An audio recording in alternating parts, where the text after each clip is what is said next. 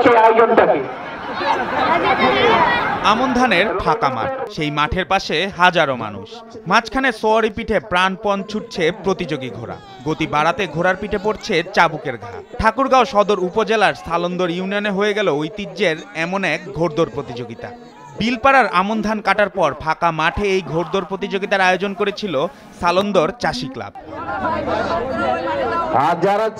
পৌষের বিকেলে হিমেল বাতাসের মধ্যেও মাঠে ভিড় করতে শুরু করে শিশুসহ নানা বয়সী মানুষ। একে একে মালিক ও ঘোড়সওয়ার ঘোড়াগুলো নিয়ে হাজির মাঠে। সাদা, কালো, লাল হরেক রঙের ঘোড়া। ঘোড়াগুলোর নামও বাহারি, কোনোটির নাম রেড হর্স, আবার কোনোটি তুফান।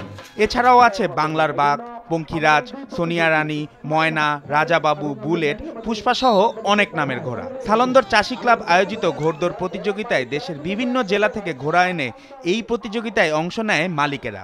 কেউ কেউ ঘোড়ার সঙ্গে আবার ছবিও তোলেন। সবাইকে পেছনে ফেলে প্রথম হয় দিনাজপুরের চিরির বন্দরের আশরাফুল আলমের ঘোড়া রেড হর্স, দ্বিতীয় নীলফামারীর কাফিবানিয়ার ঘোড়া। অংশগ্রহণকারী সব ঘোড়ার জন্য পুরস্কার থাকলেও বিজয়ী ঘোড়ার মালিকদের জন্য বরাদ্দ ছিল ডিনার সেট, রাইস কুকার আর মুঠোফোন।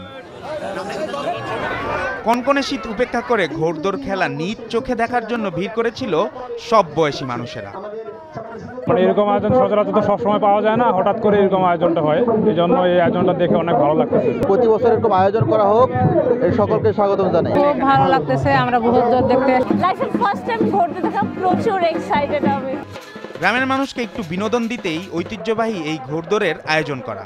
আমার ইচ্ছা ছিল যে আমরা 3 দিন ব্যাপী এই মেলা অনুষ্ঠিত করব, কিন্তু আসলে সময়ের স্বল্পতার কারণে আমরা সেটা করতে পারিনি।